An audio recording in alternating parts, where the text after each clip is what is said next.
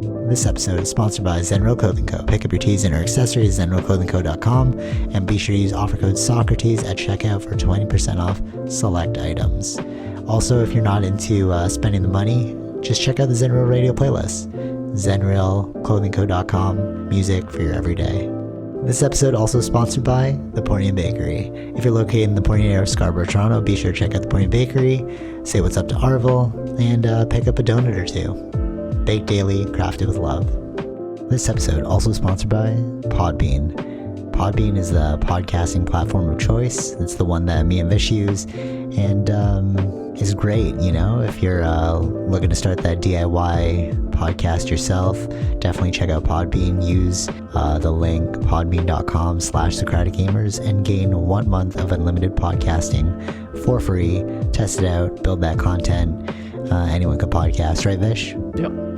Start a podcast and get your ideas out there. All right, enjoy the episode. All right, so I thought maybe we'd start with this, given that we were just talking about it and I just came back from jiu-jitsu. But it's interesting how, like, we have different... So, like, I like Faraz Zahabi's perspective on grappling. He just calls it grappling now. Because, like, before it would be like, okay, you're doing, like, a sambo technique, or you're doing, like, a wrestling technique, or you're doing a jiu-jitsu technique, right?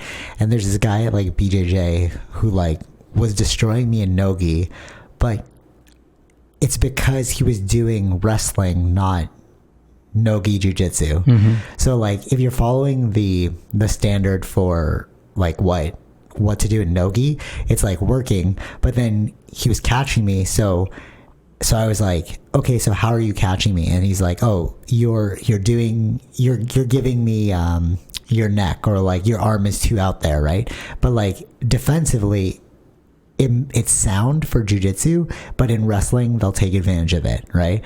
So it's weird to me that, okay, so it takes a different kind of person, I guess, like a perspective where you have to filter out what doesn't work. It's like the Bruce Lee model, like take what is working, discard what doesn't work, and then like add uniquely what's your own.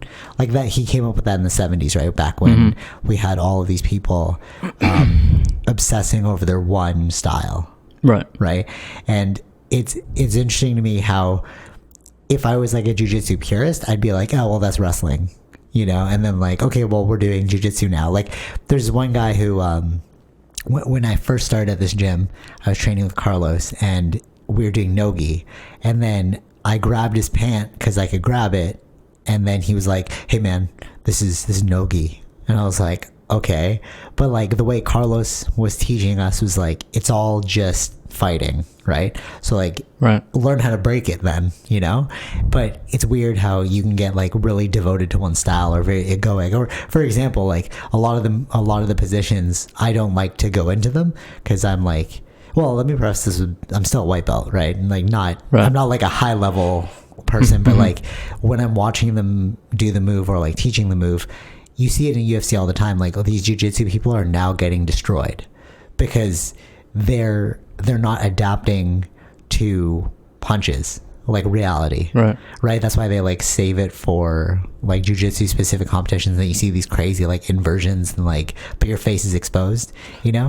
But if we're talking about fighting itself, it's like you need to be super adaptable in that way where it's like, okay, I'll take what is necessary and discard what's not necessary, you know, because then we get into like rule sets and like you know what I mean, like devotees. Yeah, I found that fascinating. That like, okay, so it's I think he could feel in me that I just wanted to learn how to. You hear that too? Yeah. I think it's a car outside. If you hear this on the podcast. Yeah, I'm not sure if they're going to hear it, but okay. Oh, no, I think it's like our neighbor. I think they play like really loud music. Okay. Yeah, or whatever. Sorry if you hear that on the podcast. But yeah, it's interesting that depending on which lens you're taking it, you can either become, you know, like a blind purist or someone that's actively looking for the most honest reality. And for me, like, I like martial arts because martial arts is like you're either gonna die or you're not gonna die. Like, Right. you know what I mean? Like, if you actually look at it like how Bruce Lee looked at it and like the actual like fundamental of where martial arts came, like now of course it's becoming like more of a sport, but like if you look at the essence of what martial arts is, it's about like combat, you know, and like you can't fake losing because it's like you're going to die in this position, Right. you know, and I feel like it's the only expression that has that level of like that in mathematics, the only expression of like this is correct or not correct, Right. you know. Yeah, because then otherwise you just get into like subjective realities, and this is where we were going towards when we were talking, and then I was like, let's save for the podcast, which is like religion, you know, because there's no like measure for belief. You know, you can believe in anything. Yeah. And then you're just like, but it's what I believe. And then you have to stop there, because that's kind of where we're at in society. It's like if you hit a belief system, you know, like mathematics is like, well, the equation doesn't work. Yeah. You know, or like jujitsu or like fighting, let's say fighting. It's like, yeah, but I was destroying you. You know what I mean? So it's like there's evident outcomes. Right.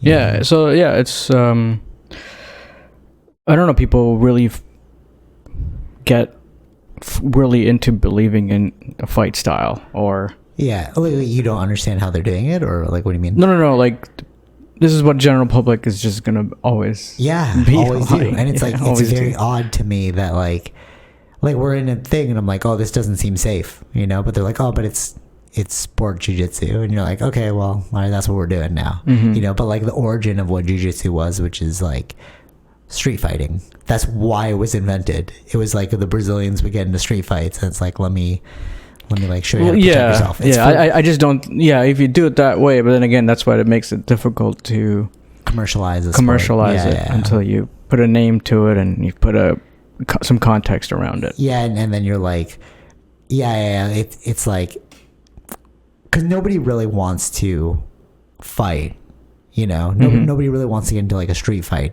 But if we can dumb it down a little bit, and then we can commercialize the art, then we're getting into like we can make it into a sport. Yeah. But like taking that as an analogy for other things like religion, it's like nobody wants to know the honest truth, which is like these are all just man-made stories, you know, at the end of the day. Right. Yeah. But like really think about it. It's like it really is man-made stories, because if we weren't here, who would be the conduit for the religion? No, I understand that. I mean, from us, yes, we are going to say that, right? Of course, we're going to say that. No, but that is like actually it, though. It's like, because who told you? So if somebody told you something, it's like it's a story. I get it. And I would totally agree with that. But religion is somehow a huge thing in a lot of people's lives, Because they want to face the reality, right? They want like everybody wants a gold star, but gold stars aren't for everyone. You know, it's like we all want we all want to feel good. Maybe it's like an innate desire to just belong in something. Yeah, no. That's so funny that you said that. So like, I find that even with jiu-jitsu, it's like you, like going there, I try to keep to myself, because like I'm just here to learn the thing, right? Like I'm not building a community, and like it may seem like I'm gravitating towards certain people, and that's only because these people are destroying me. So it's like I want to get closer to the people that are beating me up. So I'm like, how are you doing this? You know. So like the Russian wrestler that I was saying, he's kind of taken a liking to me, because he noticed that like I'm open. So I keep asking him like what did you learn? Like what are some wrestling moves that I could learn? You know, because like it was funny because he was showing me a lot during our match, and then the second time the second class, I implemented what he showed me. He's like, oh, you're getting good. And I'm like, yeah, I'm actually trying to learn what you're saying. And then at the end, it was just me and this other guy rolling.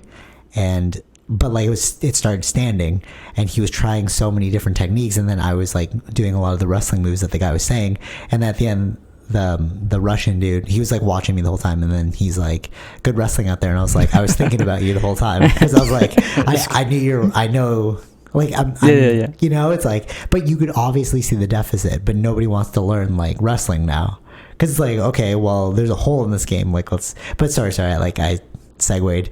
That's fine. You're talking about community, so it's funny because now other people, as you show up, you know, they're starting to be like, oh, I've seen you, your rolling's getting good, and I was like, cool, man, like I'm not really here to make friends, you know, like not in a dick way, but just like, no, everyone's got their own. I'm sure a lot of people that do go to it, they do want to create a friendship and stuff. Yeah, they do. If even like our head instructor, right, he's like, join the community, join the Facebook group. I do it because I'm like, I want the updates. No, but in a way, it's good though, because if people don't have community already around them, these are like good places to start those sort of things. Yeah, right? totally. Yeah, for sure. No, I totally agree with you. I mean, but that's also like, but that's also why I think religion is there and has been there for a long time. It is the community aspect, and it's the easiest way to get in. It's like like gangs, you have to get beat up, like you have to get initiated, right? And like jiu-jitsu, you have to be there for a while. Like they have to see that you're consistent, and they're like, oh, you really like this sport. But then with like religion, it's just like, just say that you believe in this thing. You know, it's the easiest way to get in. Right. Yeah. Yeah. Then you get more involved in the whatever you're doing. You know, some people, they hold, sometimes it's good stuff too. You know, they hold like potlucks. Yeah, or like in volunteering things and at soup kitchens and things like that. Yeah, that are generally mainly religious sides that do these things. Yeah, totally. Yeah, right. Yeah, so sure, there are some sure. good aspects in some areas to the community. Yeah, no, I totally agree with you. Right. Yeah, it's a good segue, but I'm reading. I haven't finished it yet. I'm like almost done. I thought I was going to finish before this podcast, but I was like, let's just get the podcast out of the way. It's fine. I'm reading the Islam Essentials. I think we were talking about this before, and it's fascinating to me, like reading the Quran and reading now the Essentials. I'm like, where is this crazy rhetoric that everyone keeps talking about? Because like I'm reading, I'm like, these are general truths about reality. You know, it's like for example, okay, so in Christianity, it's like dominion over humans have dominion. If you listen to our last podcast, we go over this, but humans have dominion over Earth, right? And then that creates a separation, like, okay, animals are not living things, it's here for me. But then in the Quran, it was like, God owns everything, you cannot own everything, so like you have to respect it. That's what halal is, right? Like I thought halal was like a way that they bled out the animal. That's what I thought. I think it is also. It is. But like the essence of halal is giving thanks. That's why they pray to it. It's like, it's very Native American. What do you mean pray to it? Like, you mean pray before they kill it? Yeah, pray before they kill it. Yeah. Because like you're taking a life. So in taking this life, you have to respect it. Like for something to be considered halal, you have to reduce the amount of suffering as possible. I didn't know that. I thought it was just about like bleeding out the animal in a specific way and like praying to it. But it's also like about reducing the animal's suffering. So it's like they don't like Christian slaughterhouses, you know, like where it's like you just have chickens that are just being fed into a grate, and then like, you know, like slaughterhouses, like you see the cows all but I don't think they're necessarily Christian slaughterhouses. Why would you call them Christian? No, they brought it up because Christian's about dominion over Earth, right? Like humans have dominion over like things. So it's like, if they're not really a thing, like they're for us. They have no soul. Right. Again, is this something in the Quran, or is it his interpretations and cultural? I'd have to go back to the Quran thing, but I think he quoted it there. It's like, it's about like, because God owns the earth. No, you cannot own the earth. Right. What I'm saying is like, when they say Islam Essentials is like, but it's based on the Quran. I get it's based on the Quran, but is it directly from the Quran, or is it? He has quotes from it, like he's like passages from it. But is it from the Quran or the Hadiths? This is strictly Quran. Okay. Yeah. No, there's no Hadith in here. Okay. Yeah, that's why I'm like, that's why as I'm reading it, I'm like, this makes sense. And then we had that conversation in the morning where you're like, there's the Quranists, and then there's the people who believe in the hadiths, right? And I was saying to you that I think that that's where everything went awry when the hadiths came, because the Quran was directly translated from Gabriel, if you believe the story, to Muhammad. Yep. And then the hadiths are written by Muhammad, right? No, I wouldn't say that. Okay, so what is the hadiths? There's multiple hadiths. Okay, but like who's it from? There are specific authors to the hadiths. Right, people but writing down. But are they transmitted from Gabriel, from God to Gabriel to no? man? It's from Muhammad. So that's what I'm saying. So Yeah. it's like, But then it's that's now. but what was in the Shahada line, right? What's the Shahada line? You all have to believe in one creator and the messenger. Oh no. Yeah, believe there is no God except for God. Yeah. There's no other gods except for God. Allah. Yeah. No, well, he doesn't even use Allah in there because they didn't name it. It's just God, Right. with a capital G. There is no small G God except for capital G God. But then but these are the extremists, or I want to say extremists, but like people at Speaker's Corner where it's like he has a name and you cannot multiply that name. Okay, but so like when you're bringing up the Speaker's Corner people, I consider them extremists. You know, like it even opens the book with the Islam Essentials about like being a literalist. You know, and like. Yeah. Oh, wait. Before we go any further, Sure. Let me just state that I am not religious.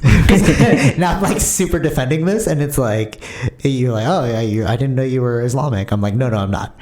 I'm just like, out of the three, I've been saying this after reading like the Old Testament, New Testament, and the Quran, because they're all the same. They're from the same, they're the people from the people of the book.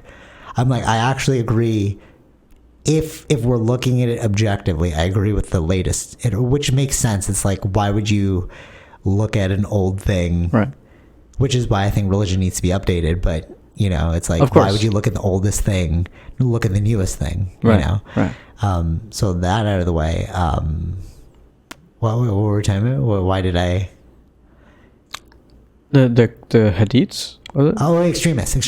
Sorry. So they were saying like... don't be a literalist, you know, because that's where you go awry. And so when you hear those crazy Islamists going off, it's like, okay, but they use those same hard. Yeah, right. But they use the same things that you were saying, like about why it's halal. They have respect for the animal. Right, these sort of things. They do explain it in that way. I'm not a hadithist, especially when they're facing vegans. But I'm not a hadithist. I'm a Quranist. So like, right, yeah. And there are people who are. I didn't even know that was a thing until you said, you're like, oh, there's just Quranists out there. I'm like, oh, there are Quranists. There are people either Sunni, Shia, and then within that, there's multiple variations as well. Right, yeah. But okay, so just looking at the Word of God, it's like it's very like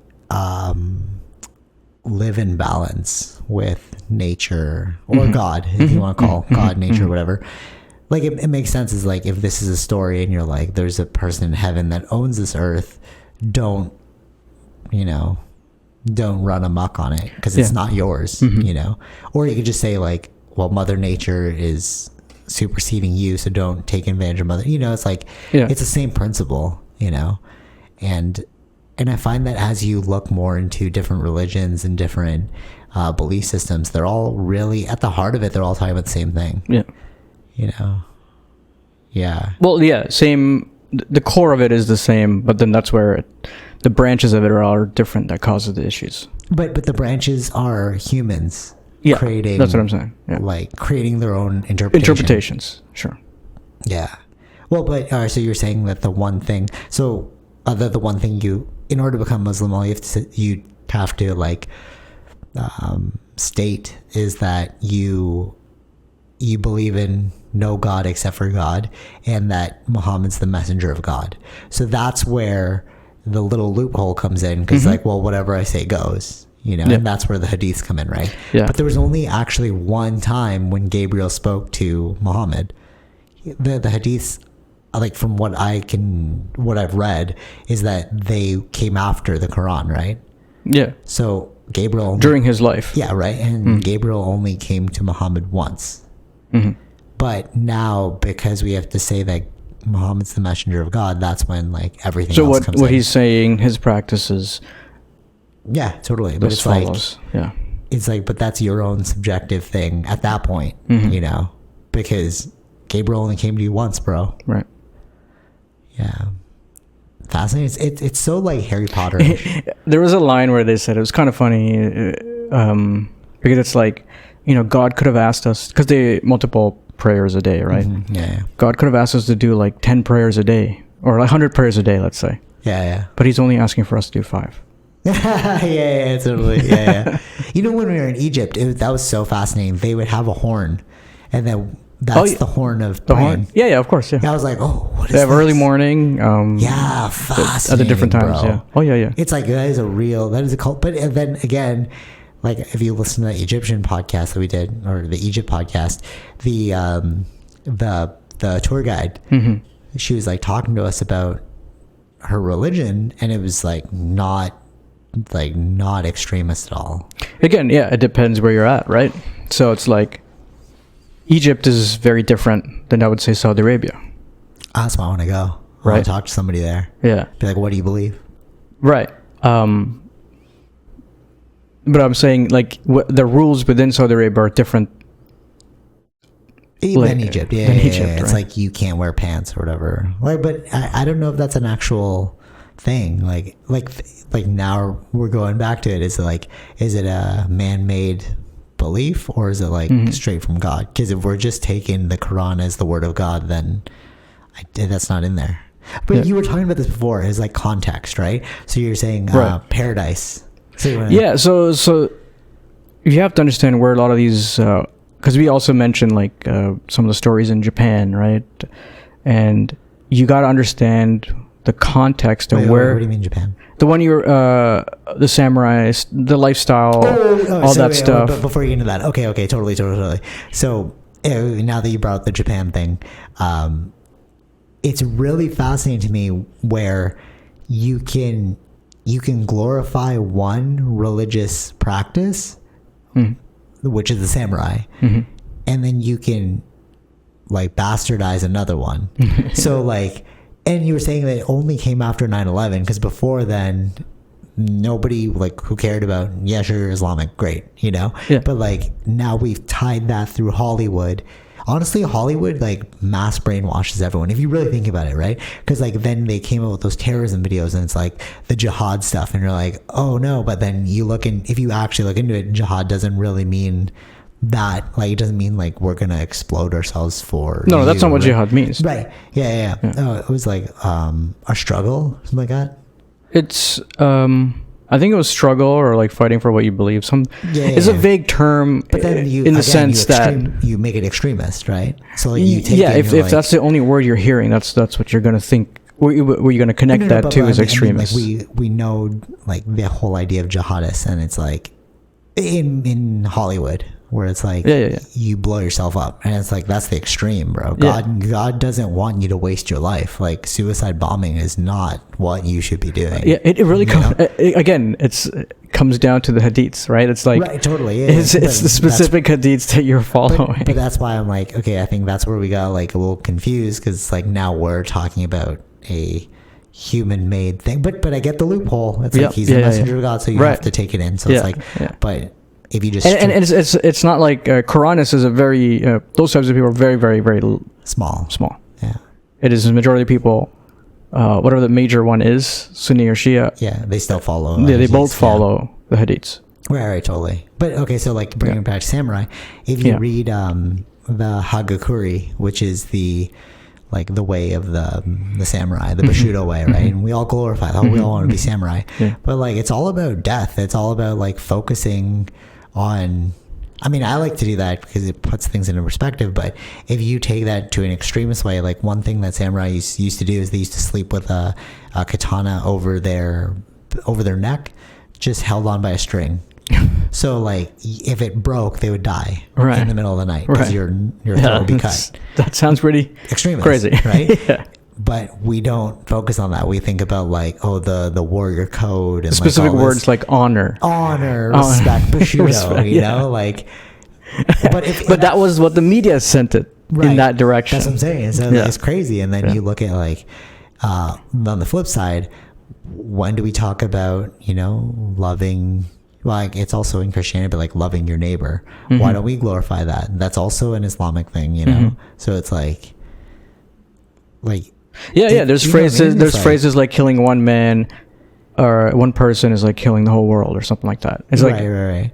what it was going to say was like if you by murdering one person you've like it's that's so evil it's that so you've bad. Yeah. But we don't focus on that. Yeah. You know, but we'll focus on the things that like at the heart of it, media is manipulation, because that is where we grow our stories, our collective stories. You know, if you play enough like war movies sure against one type of race, you're going to start to think they're evil. You know, but like nobody actually, like if you actually look into history, I've seen so many podcasts, I've seen so many videos and listened to so many podcasts about samurai.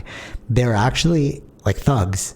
They're not, because there was a time when there was no militia, there's no war to fight anymore, so they would just become like thugs for hire, right? Or like if your lord, they were like servants. That is what samurai means, to serve. You were like a servant to your lord. You were like his. So it's the same thing in I think for Muslims. No, right, but no, not what I'm getting at is like nobody focuses on that in Hollywood. Right. It's like, you're a servant.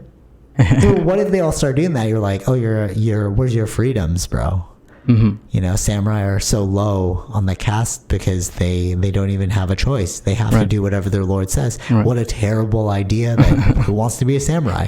But they don't paint that picture. No, they paint the, like, you know, the I think it came out with 47. But Ronin. I wonder who painted that picture? Hollywood. No, I understand that, but is it from? It was Japanese culture that pushed a different understanding of samurai. Like, did it come from Japan? No, there's a movie that came out called 47 Ronin, and a Ronin is... Like, we're talking about old movies? Yeah, like 60s, 1960s, okay. 1940s, something like that. And it became like the Western... So, like, they started to mirror Western... Like, samurai movies became like Westerns, right? And the whole idea of the 47 Ronin is they were avenging their master who died, right? So you focus on that. You're like, oh, avenging, honor, you have to keep the honor, blah, blah, blah. But like a Ronin was actually a terrible thing because because you have no master to serve and you have nothing you can do with your skill. You know how to kill people. It's like, okay, so I'm either going to become a thug and get money that way, or like I'm just going to wait for somebody to hire me as their bodyguard. You know what I mean? So it's like, why don't we focus on that? And that's where the whole paradigm shift came from through this movie 47 Ronin, because then everyone's like, oh, look, they're using their might to fight against the oppressive power of the person that like, you know, ruined their leader or whatever. Yeah. So it's like Hollywood. Yeah. Like in Japanese history, it's like samurai are cool, but I mean, I don't think it's like it's sort of like a good example. So when I went to Thailand back in 2011, for like the school thing, and then I was like, oh, I really want to learn Muay Thai here. And I was like talking to the university students, right? So I'm like, oh, in the West, Muay Thai is really impressive. People love it, you know? And then they're like, oh, why do you want to learn Muay Thai? And I'm like, oh, because it's like a cool martial art. And they're like, oh, only bums do Muay Thai. And I was like, what? And she's like, yeah, only peasants, because they have no money. So they fight for our entertainment. They're like human cockfighting for us. So if you have nothing to make money off of, you're just going to learn Muay Thai, and then because that's what they do there, like right, like and then I went back in 2016, and then at every bar there's a Muay Thai ring, and it serves as entertainment. So that's why like a lot of Thai fighters can fight like easily 300 matches a year, because they're just going from bar to bar, providing entertainment for drunkards.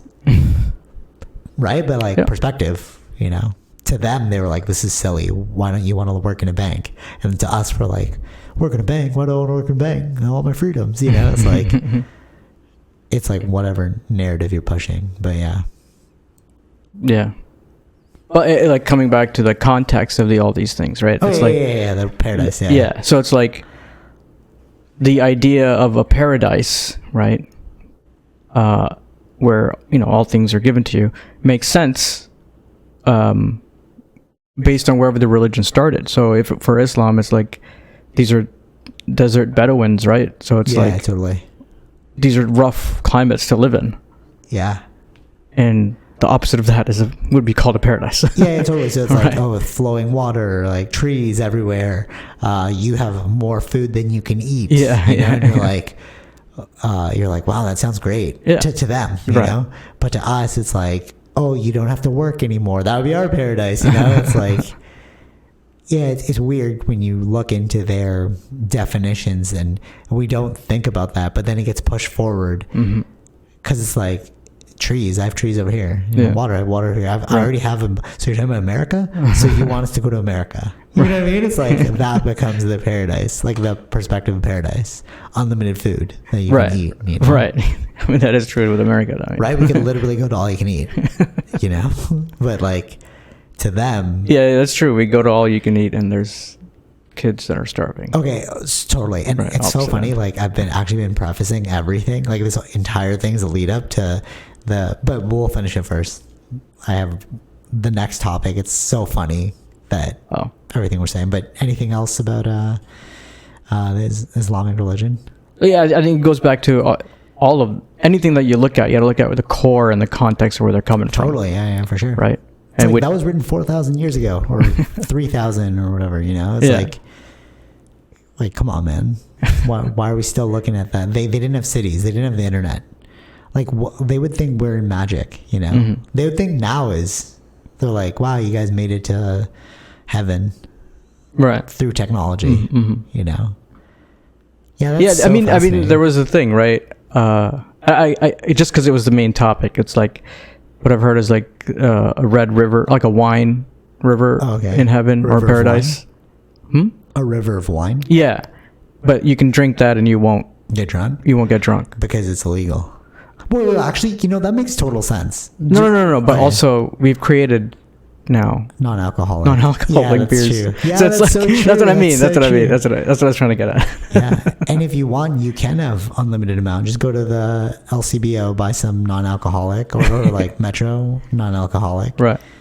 You could drink yourself silly. Just buy a couple bottles. Right. That is so fascinating, actually, when you think of it like from that perspective. It's like we are in heaven. We just don't know we're in heaven. We've created it, yeah. We've through technology. Yeah. That's why everybody wants to go to the West. Well, we'll have to think of new ideas for paradise. Yeah, true. Yeah, and then it's always gonna keep evolving. But then in that sense, we're gonna keep doing that in our time eventually. Yeah, for sure. I totally agree with you. But I guess that's where all ideas come from, right? Trying to make things easier. Yeah, totally. Yeah, that's the whole idea of technology. we hit a point in our future where we don't have to work. We have all the food we can eat. We have everything, every desire we ever wanted is fulfilled. There's no old age. Have we created heaven? Yeah, I would say so. But then people would be like, so where would religion fit into that? Because what heaven would you need to go to if you've created here on earth? Or maybe the second coming of Christ, where he brings heaven, will be the developer. Dude, what if the developer is like, if you actually look at it in that terms, though, and then like, he was a carpenter after all. yeah. But like think about that. It's like, would that be the definition of heaven, the return of Christ? If he comes, what if there was a dude that created like the Matrix? What if the architect of the Matrix, the developer of that, where we just plug ourselves in, people are like, oh, I don't want that. But it's like, yeah, but you'll have everything you need. Well, you'll literally be in heaven. What if that is considered the second coming of Christ? It would be considered, the second coming of Christ, because he is literally like creating heaven for you, but nobody thinks about that. Like we would literally destroy like Abrahamic religions simply by creating a simulation. Right. And the savior would be the developer of the simulation. Because what else would you need? But then it's not real. Okay. So then what is your definition of reality? Yeah. You know? Yeah. This is a philosophy question after that, but right, but it's like, but if you can stomp out every single bad thing and only have pleasure, you know, well, if that's the definition of heaven, then we've hit it. Yeah, totally. Case, yeah, right? Or like, what about heroin addicts that are like, oh, I'm in a constant state of pleasure when I'm on heroin. So it's like, so then would the guy who supplies you be considered Jesus? Because now you're creating heaven here on earth. Because now you have unlimited pleasure. Right. I mean, yeah, those are on the line, and like that has an effect on your body, like a health effect. So if something that wasn't having an effect on you. Okay, true. Yeah. No, I don't think there is any health is there health?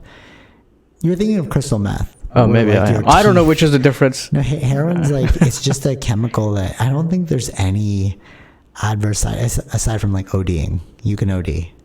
Right. Okay. But I don't think there's any like adverse effects towards it. I've never heard of any. Well, I don't know enough about this, so. I'm looking at like scholars who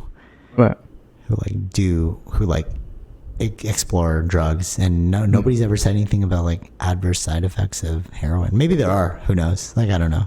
All right, so you create something without adverse side effects, then you technically created heaven here on earth. Yeah, right.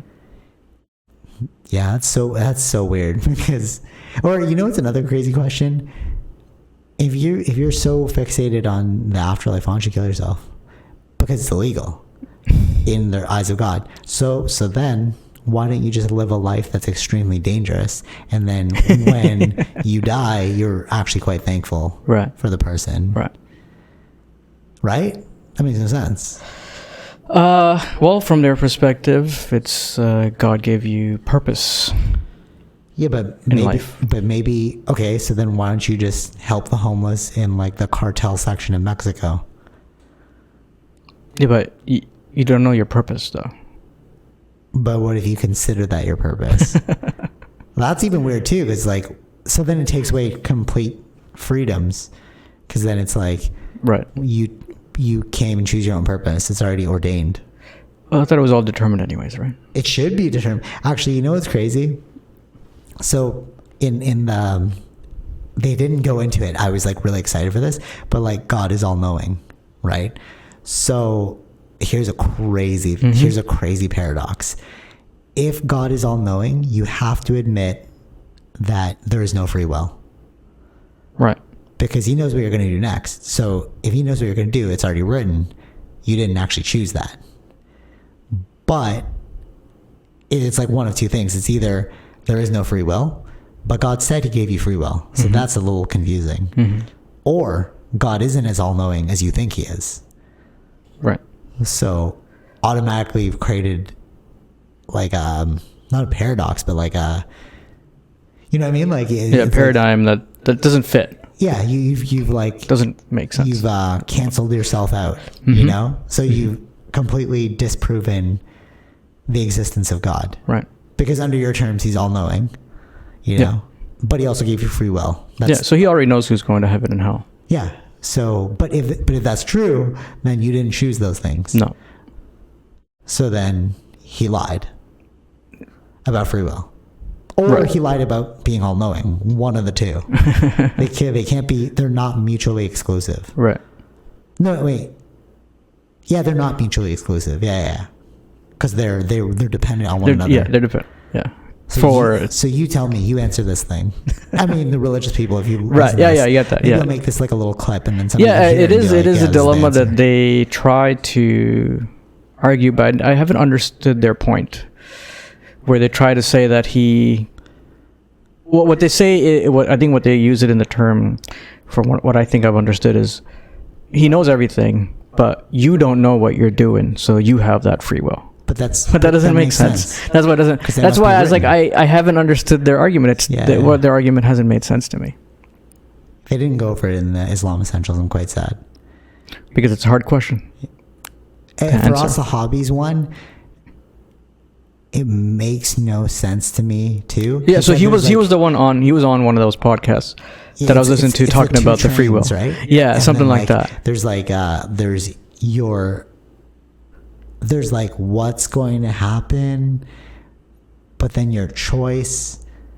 So but it's because the choice. No sense. Yeah, that's why it didn't make sense to me. It's like you still haven't answered that question. Yeah, you really can't answer this question. There's no way. Free will and knowledge of the future is not mutually exclusive. Yeah, that's correct, right? It's called mutually exclusive. I think so. I don't know. I don't really use those terms, but yeah, probably. Somebody's screaming at me like, "That's not the correct term, bro." Yeah.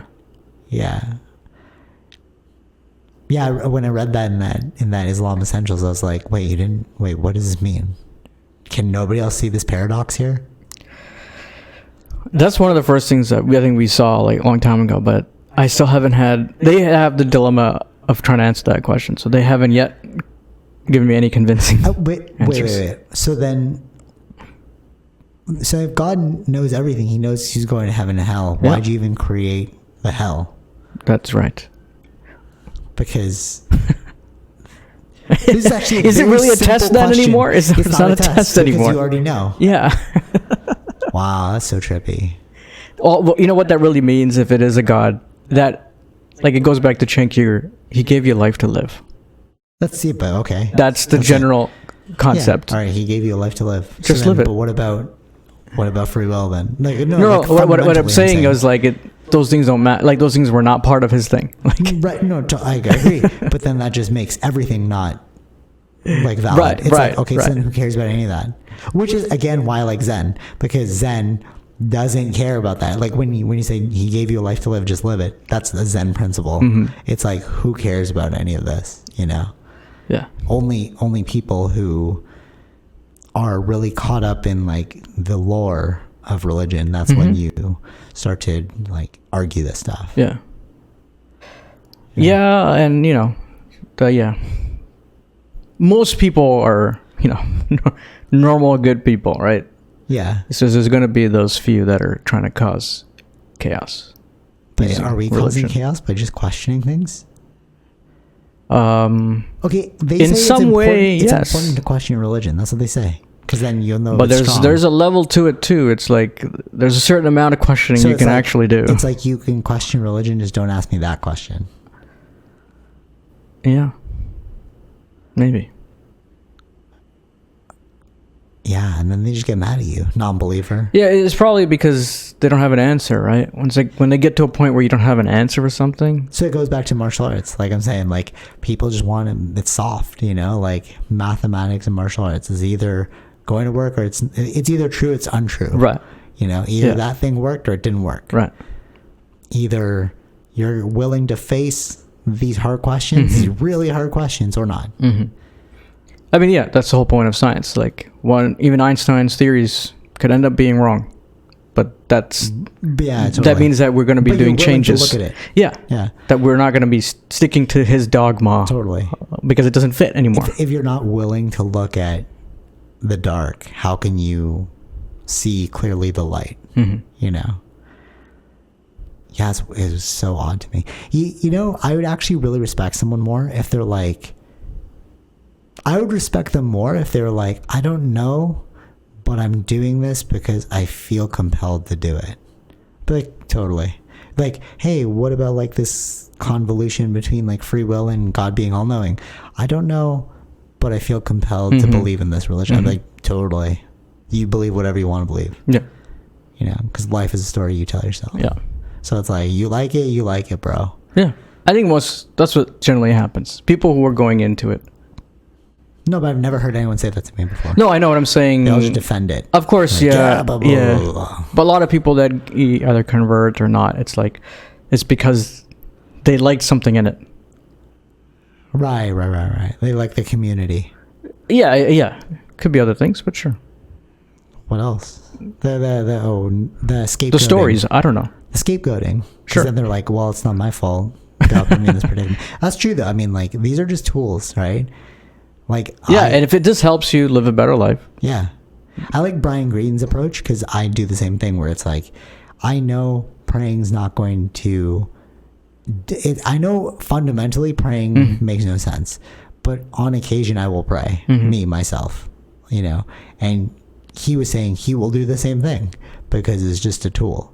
So, like, another example of something that's hypocritical is he's a scientist. He doesn't believe in ghosts. But he won't sleep somewhere where they're like, this house is haunted. He knows logically, like, there's no such thing as ghosts, but it's the simple fact that they're like, it's haunted freaks him out too much. Yeah. You know?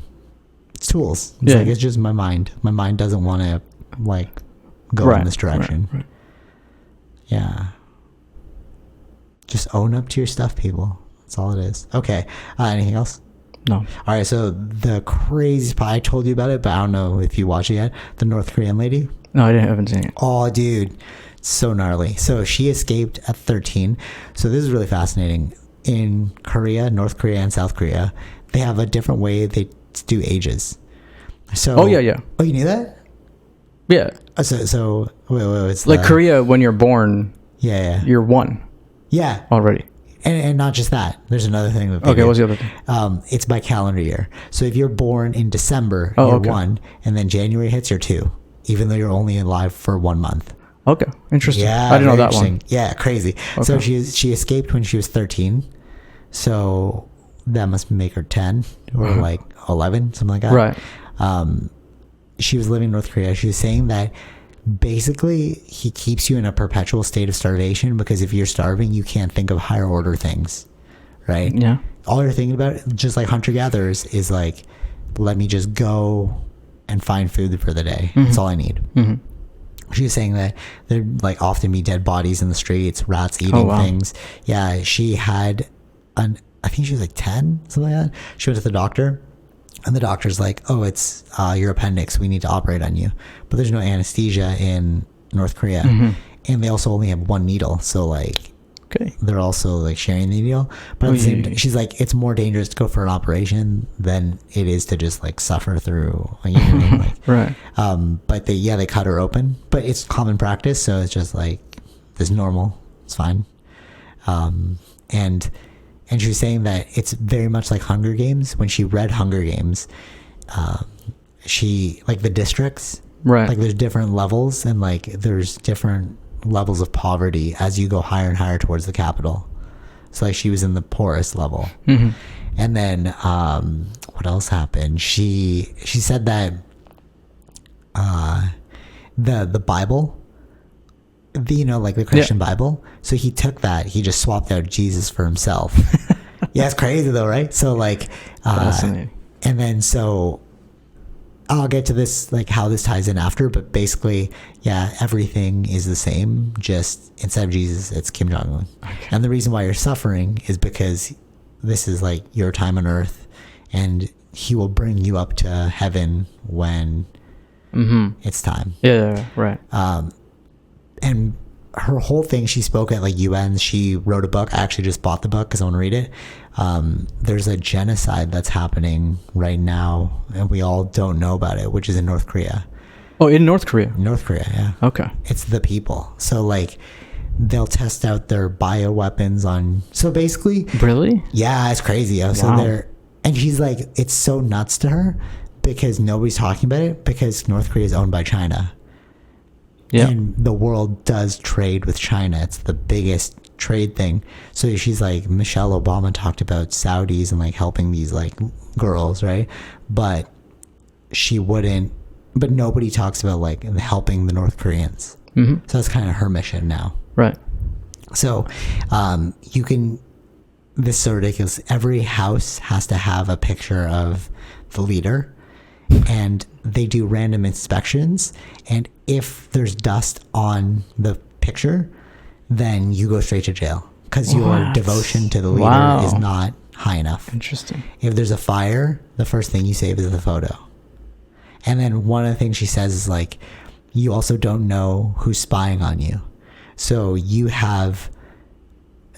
watching me and someone's watching you, So so if you don't tell on me, Yeah, somebody yeah, will yeah, tell yeah. that you didn't tell on me, Yeah, yeah. and I also did a bad thing. Right. So you're I know always that, like yeah. watching your back and stuff like that. Well, the first thing that they said, Can't really trust anyone. yeah. So the first thing that you're taught in North Korea when you're a baby is your word is your most powerful weapon. So don't even whisper because the birds and the animals can hear you.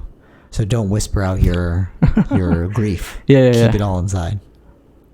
Another crazy thing is that they don't have a word for the individual I, because he wants you to think of it like a collective. Okay. So if you say like, I like chocolate, it's actually we like chocolate.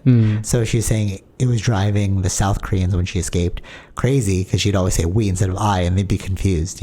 That's how you can tell if you're from North Korea or not, because apparently a lot of them escape, but not anymore, because she said recently he parted like landmines, so now they can't even escape. It's not about through the land. I've seen the some like escape videos.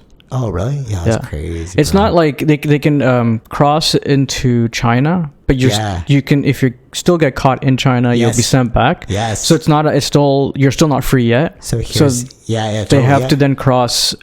They have to drive some place and then cross again into Mongolia. I think it's Mongolia because they have the Gobi Desert. I don't know. So this is what she did. Yeah. Okay, that's what she did. There's different ways of escaping, I think. Okay, so let's get to her escape. So her dad went to prison, and then somebody was like, I can help you escape to China. So she escaped to China. She didn't really go over how she did, or I just can't remember how she escaped. But yeah, you're not safe in China, because if they find out you're from North Korea, they'll send you back. Yeah. And it's worse than death if they find you, because they take everything away, so you can't even kill yourself.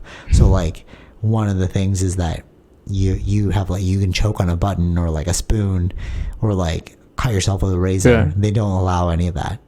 They'll just like they'll use you as like, so they'll be like radioactive. North Korea has nuclear missiles, so they'll like blow one up, and then with the rubble they're like, we need to clean this up. They'll just send the prisoners in to fix it. Yeah. Or they're like, like I was saying, biohazard weapons. They're like, does this work? And then they just use a body. So they have like internment camps, prison camps, and then concentration camps there. So like, depending on which camp you're in, they'll use you as like a tool. Wow. Yeah, that's crazy. Oh dude, it's so dark. Like, and it's happening right now as we're speaking, which is a mind blow. Yeah. So so she was saying the thing that, so China. So when she got to China, you have to join a brothel, because they're the only, like, sex trade is the only one where they're not going to look at your papers. And they know that there. So they're like, okay, we'll just get all the North Korean women, because they won't say anything. Like, it's better than going back, right? Because there's like an underground sex trade ring, right? So it's like, okay, we'll just avoid the police by putting you here. So she got sold with her mother. She was still young, like 13. And during the first one, her first owner, the mom just took all the raping, because she's like, my daughter's too young. And the second, when they sold them, the second owner, she fought back all the time, so like she didn't get raped there. And then the third owner made a deal. He's like, okay, if you become my mistress, I'll get your family out. So she's like, okay. So she became her, like, a sex slave, and then they got out. Like, the parents. So then there's these internet cafes there that you can do like webcam stuff.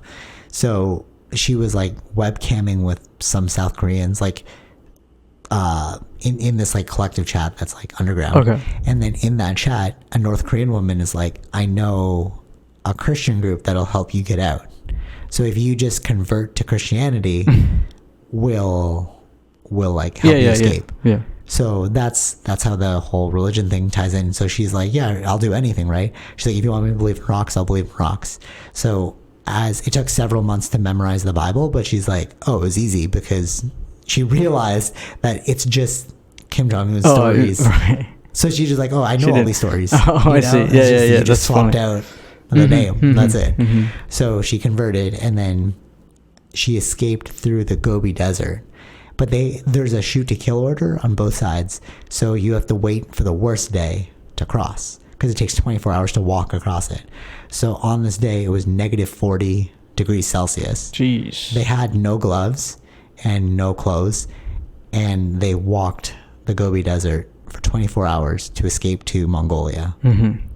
So Joe's like, oh, you didn't die? And like, she's like, it's actually really peaceful to die through cold, because you just fall asleep. There's no pain, right? So what they're doing is they're like, just keep moving, just keep moving. They were given a compass, and they're like, just walk in this direction, right? And then she was saying that probably the reason why you had to convert is because you needed God to help you across. That's why it was a Christian escapee group. So anyway, so she did it, and then there was like a 3-year-old with them, and that was the hardest because they had to keep waking him up because he like doze off and like, no, don't fall asleep. So they get over to the Mongolian side, and she said that the Mongolian police, they play a trick on people who are escaping, but they didn't know it. So they're like, the trick is, they go, we're sending you back, and they want to see how you react because it's funny for them. So she actually started to cry on the podcast, like, oh, you could feel it coming up. Right. Because she's like, I know I got like 20 minutes to kill myself. But then before, they were given poison pills and a razor to kill themselves. So before that happened, the Mongolian police were like, we're just kidding. Like, we're going to bring you to safety. It's fine. We just like to see how people react. But she said that a group that went after her, they killed themselves before. Oh, wow. Because the joke went too far. Like, they didn't know that it was a joke, and they just killed themselves. And then they're like, oh, damn, we were just kidding. Crazy, right? So then she escapes South Korea. She's 17 in, I think, Korean years. 17. But she's 15 in, like, this age. And she studies, and she gets to university there, and then from there she gets accepted. After going to university there, she gets accepted into Columbia University and doesn't know where she's studying. So Joe's like, it's so funny because people study their whole lives, but you did it in like a 2-year span to get into university. And she's like, yeah, I was hungry for knowledge. She's like, what is this world? So she'd spend all of her time reading, and like she worked in a dollar store, and then from the dollar store she would just like study. And then it's funny because like, they're used to being hungry, right?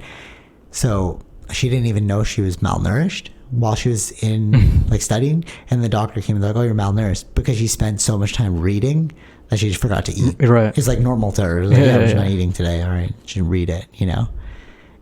And another crazy thing is she's saying that a game they play in North Korea is how many eggs can you eat.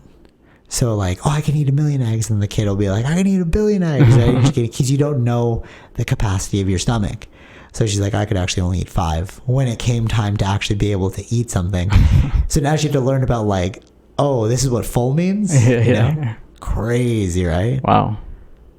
Yeah. And she said she knew nothing of. She didn't know she was Asian. She didn't know that was a thing. She didn't know where Africa was, like, because there's no education, right? Zero education. Yeah. So they had to like blitz her because she had like a grade 7 or 7-year-old education, but she was 17. Oh wow. Yeah, but in 2 years or something like that, she got into university. Yeah. Great. And then so she's saying it's so funny because like here we have the problem with obesity, but she's like, just don't eat. But the problem in North Korea is you can't eat. So it's like perspective, like we've literally created a heaven here on earth for them, everything she's ever wanted in North Korea. It's like, yeah, you have it now. Like even shopping, she was like, there's like 100 pair of jeans that you could choose from, right? But like in North Korea, you get issued clothes. So she's like, wait, I have a choice. She said, actually, what was really interesting is she said that thinking, which makes total sense now in my mind, but thinking was the most difficult thing for her. Like realizing you have choices, like what do I want to do today? Oh, do I really want to do that? Right. Oh, I have this thing called a mind that's talking to me, like all this stuff. She's like, it was so exhausting to even think in the beginning because you've never thought. She's almost like, it would have been easier to just stay back in North Korea because now we don't we didn't have choices, right? So it's like Yeah. mentally it's easier. Yeah. You just do your thing. Right. And Joe was like, it's very common for people who leave prison because like their days are routine, and then now it's like, okay, you left prison, what do you want to do? It's like, oh, just send me back, you know? Crazy. Right. Yeah, that's pretty crazy. Yeah, dude, and it's happening right now. We don't even talk about it. So she's really trying to raise awareness for it, all because of trade partnerships. Because North Korea is owned by China, she, like, we don't. So apparently Hulu made something like a documentary about this, or like a movie. They were going to release it, but then Hulu got bought by Disney, so Disney canceled the movie because like, we don't want this like backlash from China. Right. Yeah. So nuts, eh? Mm-hmm. And the scariest part now is so this is like kind of like her warning message is America and the rest of the world is quickly becoming like North Korea. So I say this because she's public enemy number 1 now against the woke. So she was in Colombia, and she's like, one of the things they do is they email you the class notes for the day. Mm-hmm. But one thing that they say is like, okay, we're going to talk about like, let's say rape, right? If you're triggered, like she said, this was the lecture, and it's like, if you're triggered by this word, don't show up to class. If you're triggered during the lecture, just leave. And then she's like, if you can't even listen to it, like we're becoming so solid, like where all of our choices are being quickly taken away. Like we're being so coddled, you know, that we're becoming weak, you know? And then she said this, and then like now everyone's like, oh, it's because you're brainwashed by your time in North Korea. And like, yeah, you know what I mean? And like, I really empathize with what she's saying, you know? She's like, we have ESA dogs, emotional support animal dogs. Right. Like go around. Like the scariest thing about this whole thing is that we're creating a weak society, you know, and because of that, China can easily swoop in, because then they're just like, why fight, bro? Peace. But we don't understand our own hypocrisy. Like Joe brought it up, like, okay, you're tweeting about this, but you don't understand that your iPhone is made through child labor, or like in Asia, in the Foxconn building, people are actually putting nets so that the workers don't jump and kill themselves. Yeah. But you're taking the privilege of, you know, having the iPhone, having your laptop. So you don't even know you're part of the problem. You know what I mean? It's Yeah. And she's saying that if you study history, empires fall all the time. And if you look at what China's doing, it's really ingraining itself systemically through everything. They're buying up everything. They're all doing all this stuff. It's like, by the time it's time to flip, you just need to create a little bit of dissent within America, and then they're going to be angry with one another. Like there's a very polarized, you know, country, and then game over. Yeah, it's hard to, I mean, they were talking about China in the, I think the G7, what happened a few months ago, right? Okay. I didn't know this. They were planning to do, like they were going to talk about it in the previous year, but then COVID happened. Okay. But what to do with China? Yeah. Oh. Basically what to do with China, what kind of, what restrictions to do, because they know what's happening. Oh, really? Eh? Like with China and China's power going up. They know. Yeah. But they're trying to find a way, like how, like what can you do right now, right? Yeah, totally. To stop them. Yeah. Right? Yeah. Outside of war, like instead of going to war, it's like, how do we stop this from happening? Because they're buying property properties in Africa, in all over the world. Totally. Yeah. All over the world. And you've given them that much power now. Like it is China's time. And so there's a thing called toxic. And it's just saying, like, very interesting that what's funny is because I, like with the Firefly show that I was watching, they would be using certain Chinese words. Okay. Throughout their like normal sentences, they would say some things in Chinese. Oh, really? Yeah. Because I don't know if it was ever told, but I think it was like the future is going to be. Like, fascinating. Like where we also need to know Chinese. In my business school days, right? Brazil, Russia, BRIC countries are next. we've been saying this, like Brazil, Russia, India, China, they're going to take over after the West. Although like the prediction was supposed to be like past 2016, but it's not happening yet. So I'm like, oh, maybe because they know. They're adding restrictions in some areas. Yeah. So for example, you're saying that Suicide Squad came out, right? Made like $136 million, something like that. Yeah. And 120 of that came from China. So it's like, if you want your money.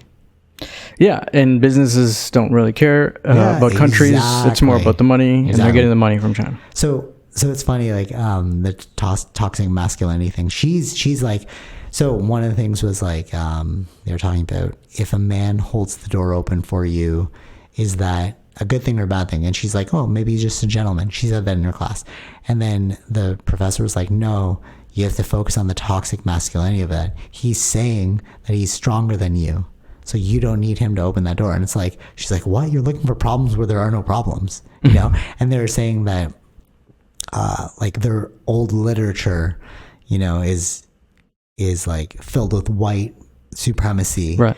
And that's why we need to get rid of it because it's evil. You know, we have to be so woke. We have to be so nice that we have to preemptively look for the evil. Right. But it's like, the one thing she said is like, okay, if you want to shield yourself from like negativity, totally. But at the same time, that doesn't delete it from the world. Yeah. You know, like if you don't want to listen to a lecture about rape, how will you know what it is? You know, it's like she was raped.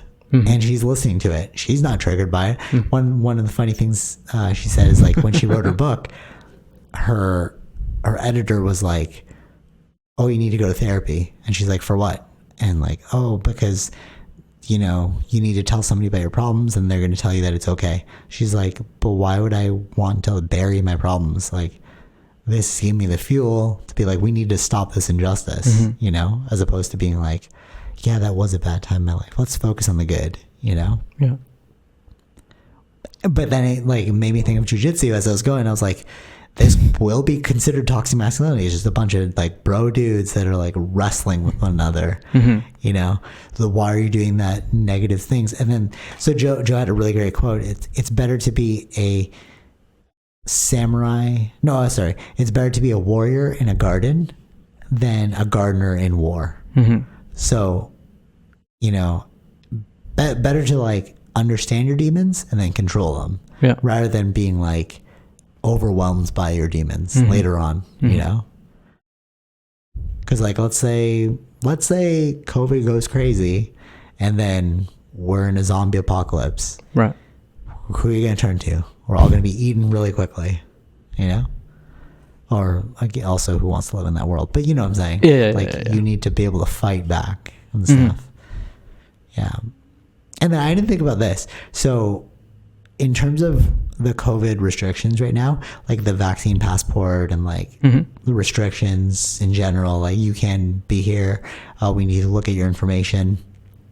So he was saying that people were like, okay, with the Privacy Act, okay, well, Obama would never use those things in like as a bad thing, right? Like looking into people's privacy. Okay. Like people are just like, oh, Obama's a good person. Totally. But he's like, when somebody else gets elected in there who can use it for nefarious means, you have to undo that regulation. So undoing that regulation is a lot of work.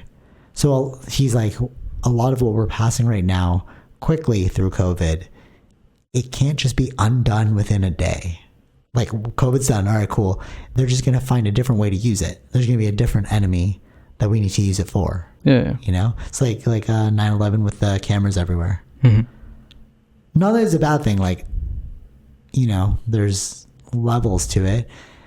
I'm not saying that any of this like COVID passport stuff, like it's great. Like I think, yeah, you should get vaccinated and you should try and do your best, you know, but at the same time, it's like, I didn't think about what somebody could misuse it for. Yeah, well, that was the whole point of like, Yeah. oh, Trump's in office. What's he going to be doing? Yeah, with That's like the whole- that the was- nukes, right? Yeah. But I guess there are safeguards because he didn't just shoot off nukes, So, yeah, I don't know. It's weird times. Yeah, I don't think he was really thinking about that stuff. Like, I don't think he's Just thinking about golf. necessarily that crazy. I think he's just thinking about his net worth. Yeah, true. He's like, this is gonna be so great for my brand. But yeah, like weird, eh? We're hitting, and I saw like the cases went up. I just saw it in my feed, like 378. I don't know if these are unvaxxed people, but irregardless, cases are going up. Yeah. And I was like, oh man, I was actually telling your brother about this. It's so weird. This weird. We're in a. What do you call that thing where purgatory? We're in like a weird limbo state because we don't know what's gonna happen next, right? I'm in jiu-jitsu now, but next week it could just be closed. Or like, oh, we're all going back to work, but if a new variant comes up, well, we got to worry about that, Yeah. So it's almost like we're all still holding our breath. Yeah, we don't know yet, right? Yeah. Because everyone's, or a lot of people have gotten the vaccine. Yeah. Now we need to understand how it's working, Yeah. first of all. And even with the numbers that are coming out, they're supposed to be, I think maybe eventually soon, they're going to start to divide those numbers up between unvaxxed and vaxxed. Oh, really? Yeah. That's interesting. So that'll be interesting to I see. think it's important though. I think that would be important to see. Yeah. Yeah. Because then if it's a good sign, like, Yeah. then it's, okay, we're in a better spot. People who are vaxxed, or right? Totally. For Yeah, instance, if it was a For good sure. sign for them, the number showing it's only less for the vaxxed people. For sure. Yeah. Yeah. Then people will be about, okay, this is a bit more normal. We're okay, we can handle this. Because if you just see a number like 348 cases, right? Like last week it was like totally. I 100 like, something. oh, what does that mean? I was like, what's going on? So like, what does that exactly mean? We need just more information to understand what these numbers mean. But it's still. But also, like, the other number that they need to more focus on is hospitalizations too. Yeah, so I agree. But it still doesn't take away the sense of limbo. No. How we're all feeling, Yeah. And it's really. It's a weird cloud that's over the world. I don't know if you feel it, but I feel it all the time. Just like, well, you're kind of like waiting for the ball to drop. It's cool for today. Yeah. It's, I don't know how long, like. And then what are the things that are going to happen after this? Like, this is our version of 9/11, Yeah, that's true. Well, I mean, not our version because we lived through 9/11, but this is like the new 9/11. Right.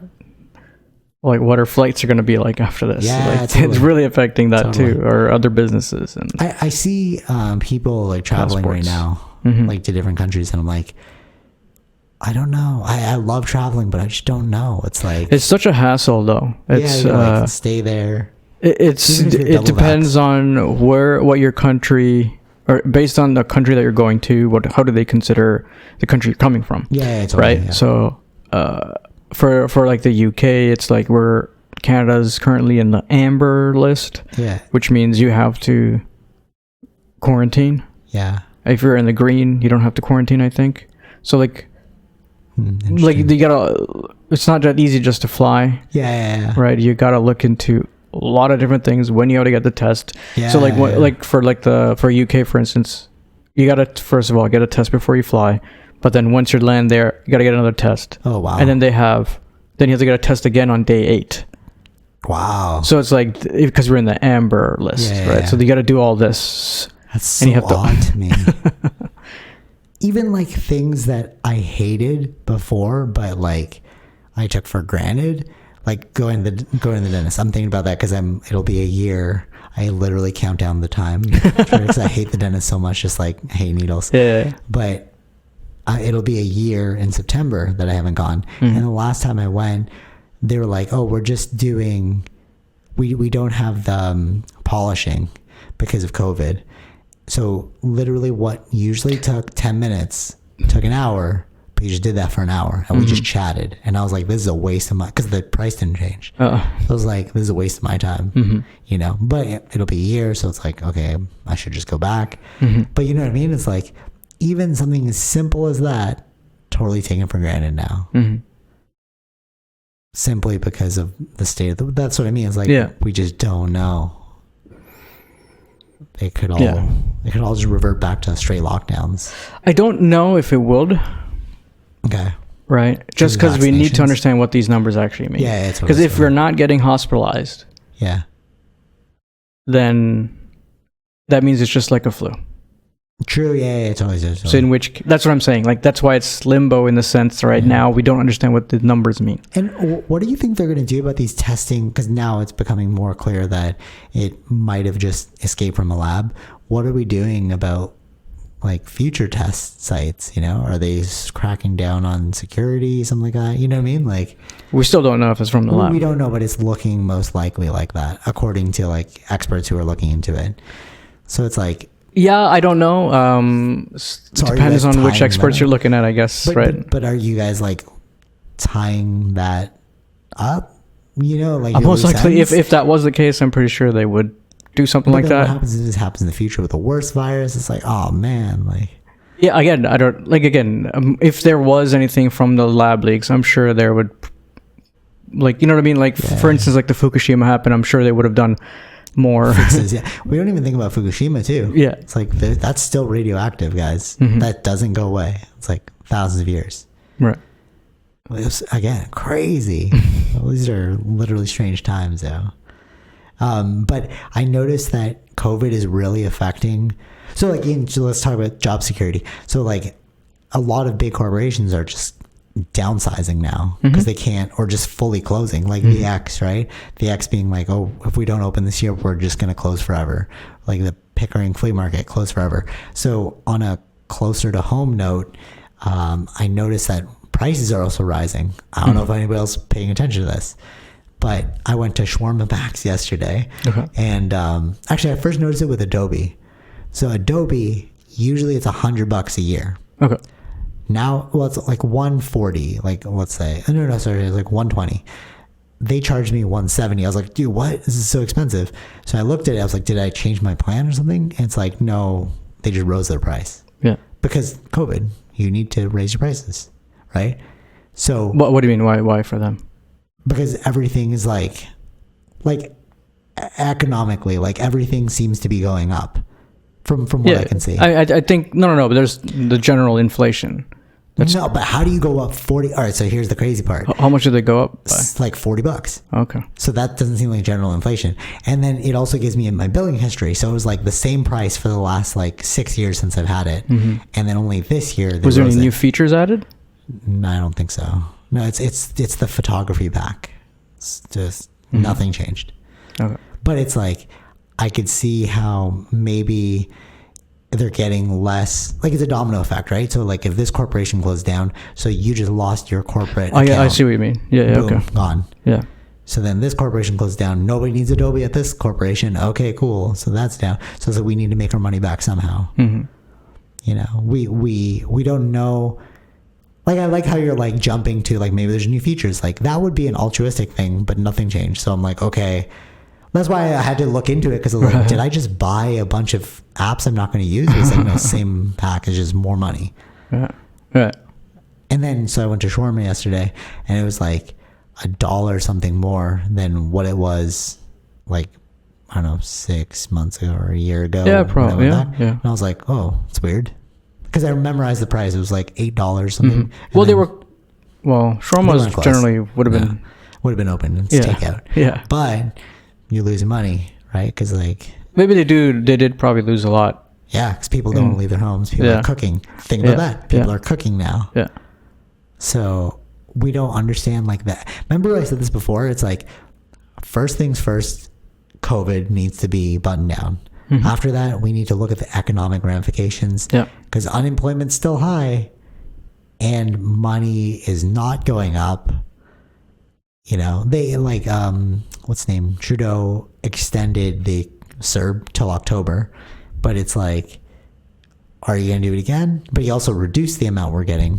Not me, but he reduced the amount CERB is. And then it's like, okay, so you're giving people less money. You extended the date. are you hoping that jobs will come back? But how will jobs come back? Well, I mean, there was, at least in Ontario, what I heard, there was, as more things had opened up, more jobs were filled. Totally. Right. Makes sense. Obviously. Yeah. I wonder if, again, it's wait. Obviously, things opened up and more jobs opened up. Totally. Because you need servers. But if those restaurants close down, you still have servers. No. I understand that. I wonder if there is like a stopgap where between like you're getting the CERB to not wanting to go to work. But that's like you can't. Totally, I agree. Right? I agree. Like, is that the reason why they're reducing it so that then there's incentive to need totally, to I totally go agree. back? I agree with that. Sure, but also at the same time, it's like, where will you go back to? Yeah, we don't know yet. Like what? No, what? I mean, like what store will you go back to? No, that's what I'm saying. Yeah, we don't know yet. Like the capacity, what the return is going to be like. Yeah, that's the next. That's problem. the next problem to deal with. Yes. And like nobody's really thinking about it because like headlines are all about COVID right now. Yeah. And we still haven't fixed that problem. We just like slowed it down. Mm-hmm. So yeah, strange times, man. Because we're getting less money in there. It's all new. Which is why the worry is that if they put all these things in place and then somebody bad comes in office, it's like, okay, now like let's say Trudeau leaves. Like we get voting. He gets voted out. Republicans are like, we're taking CERB away. And then you guys fend for yourselves. Well, we're talking about conservatives, right? Yeah, conservatives. You said Republicans. Oh, sorry. Yeah. They're basically the same thing. Right wing. Yeah. It's like our Canadian version of that. But you know what I'm saying, right? Yeah. But that's not... Yeah. I know what you mean. Yeah. Like, we don't know. Like, it's looking good now, but there's so much in the air. Like... For me, like I remember I was like, oh, maybe our chats about COVID are done because now we have the vaccine here. We're all double vaxxed. But now the real issue is how does the economy bounce back? And how might China insert itself during the the reopening? Yeah. We could be seeing the shift of a superpower. Yeah. Like we'll still be Canada and US, but it'll be like we're like European countries now. We're just like, oh yeah, it's Canada, US. It's not like Canada, US. Well, actually, Canada's not even that important, but like it won't be like US. Yeah. Like, I know what you mean. Yeah. It'll be like China. Yeah. But it was like like US will be considered like. When that'll happen? I think they have to once they start reducing their bases around the world. That'll be so fascinating. Yeah, totally. That's when you'll start to see like, oh, we're losing. They're losing ground. Yeah. I think that would be what you got to look at. Yeah. Yeah, true. I agree. Okay, final. Anything else? No, that's... Okay, final thing, because I heard this on podcast and I was like, this is so dumb. Ashton Kutcher and Mila Kunis are really into Bitcoin and and NFTs. All right. So they seem like uber converted. They're just so excited about it. But I'm like, okay. Are they selling something? Yeah, they are. Yeah, they are. They're NFT. Yeah. And they're also investors in crypto. Well. Okay. So they believe now that they're like, okay, crypto's not going to take over the world. It can live in harmony with our current currencies. So it's like the European dollar, Canadian dollar, US dollar, crypto. It's sort of like that. Okay. But the cryptocurrency is like owned by the world. It's not owned by a country. Okay. So they didn't really explain the whole mining issue, but okay, irregardless of everything that's around crypto, still no one is answering the one fundamental thing that like, at least I'm always asking, which is if you don't take crypto, what's it worth? Right. If there's no way for me to take your crypto into cash value, but then it becomes just a medium at that point. It doesn't become its own. There's no crypto bank account, And then who sets the daily price for the crypto? Makes no sense. It's backed by nothing. And they're like, and then they didn't answer it. They just kind of like shifted it. But the one thing that they said was so fascinating to me. So El Salvador, it's it's Yeah. You heard this? Yeah. Oh, all right. So if you don't know what this is, and you're a listener, El Salvador's national currency is crypto now. Yeah, because their money was worth nothing. Exactly. So when he said that on the podcast, I was like, wow, dude, maybe crypto will become something. And there's the thing, right? We're going to create a little bit of rhetoric. We're going to like create some excitement. El Salvador switches to, but like you just said, it's like, what was their money worth anyways? No, like they're taking no. El Salvador. Was it El Salvador? Yeah. Yeah. What was it, that country that like the money remember, I don't know where it was, they were just making nothing, like really? Stuff with their money. It was just paper. It's not not valuable of anything. Okay, so one thing that the rhetoric that they I'm not put sure out if there, that's true, but yeah, I think it's that country. The rhetoric that they put out there was like, overnight an El Salvadorian can become the most wealthy person in the world, or like so their neighboring country. So you're super wealthy compared to your neighbor, your country neighbor. But then my thought was, what are you going to buy with the crypto? Like, who's taking crypto? So it's like, yeah, you're quote unquote wealthy. Even if you accept it as a currency, it's like, how can people buy the crypto? First of all, how can they do anything? You can buy crypto, but you have to pay cash for the crypto. Yeah, but I mean, it's like they don't have local people or like normal crypto. Yeah, it's just like they don't have crypto bank accounts. Like, and then another thing that they were saying is like, you keep your crypto in a thumb drive. So somebody's friend, the Dax Shepard's friend, lost $750,000 in crypto, relative in crypto, overnight because somebody hacked his thing and got his password. Right. So then Mila Kunis and Ashton Kutcher were like, well, yeah, there's so many stopgacks to that, blah, blah. The first and foremost, you have to keep your thing on a thumb drive. But I'm like, but that's technology. Like, it's not like paper. So Dax was like, yeah, it's sort of like having your money in a briefcase. Like, okay, but you can't just lose a briefcase full of money. Like, even if there's a fire, you could still pull out some of the money.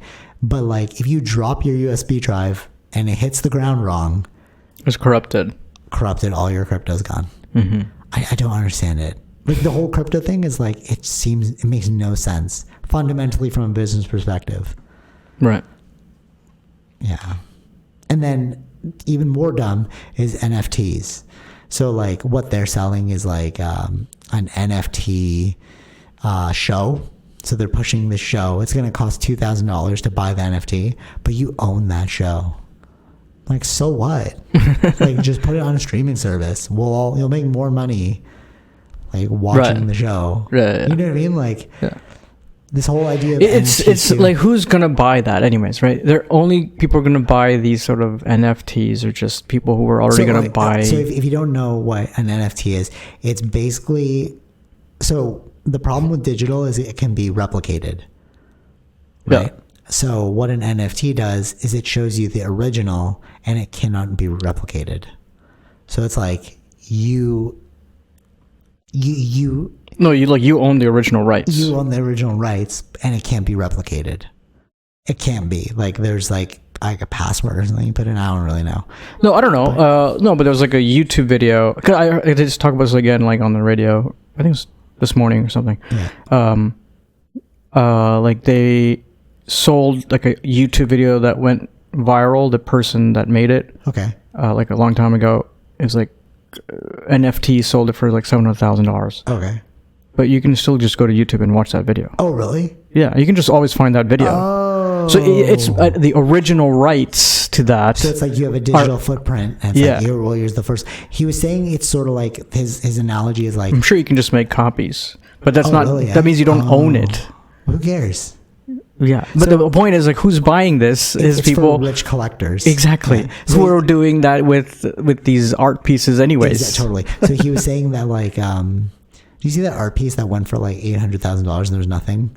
I don't know. It was like nothing. It was nothing. He sold nothing for like I think it was like $800,000, something crazy. Mm-hmm. So, anyways, okay, so I didn't know that. I thought it couldn't be replicated. I thought there was like some sort of password or something. No. Okay, so it can be replicated. So who cares? So one of the analogies he said is like, it's sort of like owning Ben Franklin's. So like people will pay crazy amounts of money to own Ben Franklin's letter that he wrote himself. Sure. Right? Sure. So he's like, why wouldn't it be just as valuable to own the first email sent by Steve Jobs, and only you have that first email? Mm-hmm. That's so dumb to me. Like, that's so dumb. Like, why? Like, who cares? Like, what? Like, it's doing nothing. You know, like, what is an NFT doing? It's not a consumable. It's not passive. No, it's not. It's just to own, just to say that I own it. That's all you're saying. That's so stupid. And those are only done by rich or very rich collectors. Yeah, totally. And that they would do that now anyways with those paintings, right? So, crypto, NFT, these are the signals of the downfall of Western civilization. This is like China's taking over, bro. Like we have crazy triggering. We have emotional support animals. We have cryptocurrency we're trying to push around the world that has no basis. We're selling NFTs for inordinate amounts of money, even though we can all watch the thing. Mm-hmm. But we just don't own the original rights to it, which is stupid. It's like, come on. You know, like, do we have toxic masculinity? There's so many things that are like, I feel like we are headed for an iceberg. Like, we don't know what this future is going to look like. Mm-hmm. Massive control and soft people. So who's going to swoop in? China. Maybe it is the end of...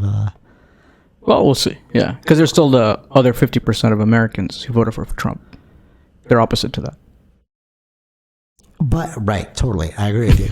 So, sure, you can vote it in. And they still exist now. No, I totally agree with you. But money talks. So if you're like a Chinese investor that owns like I found this out a long time ago, but like all of the buildings in front of all the condos in front of the water downtown Toronto are owned by Chinese investors. Mm-hmm. So it's like, okay, well, that's my property. Legally, it's my property. Yeah. So like, it doesn't matter if you vote in someone else at the end of the day, unless you want to shift to a totalitarian regime and you're just like, well, sorry, you own it, but country owns it. But that goes against your your liberties, your freedoms. Yeah. Right? We kind of paint ourselves in the corner. Mm-hmm. One thing that Joe said that was really fascinating is that throughout history, we've always had dictatorships. It wasn't until America that freedom became a thing. Because then... Right. Now we had like voting and like all this stuff. Yeah. I mean, they do like crazy amounts of voting. It's very different in America. Very different. But even with the freedoms, money will supersede freedom. I actually bought this other book called like Who Rules the World. Mm-hmm. I heard it on like Abby Martin was talking about it, and she was like talking about media companies rule the world, something like that. So that'll be interesting to read as well. But yeah, like sure, vote whoever you want in, but business will always win out overall. Yeah.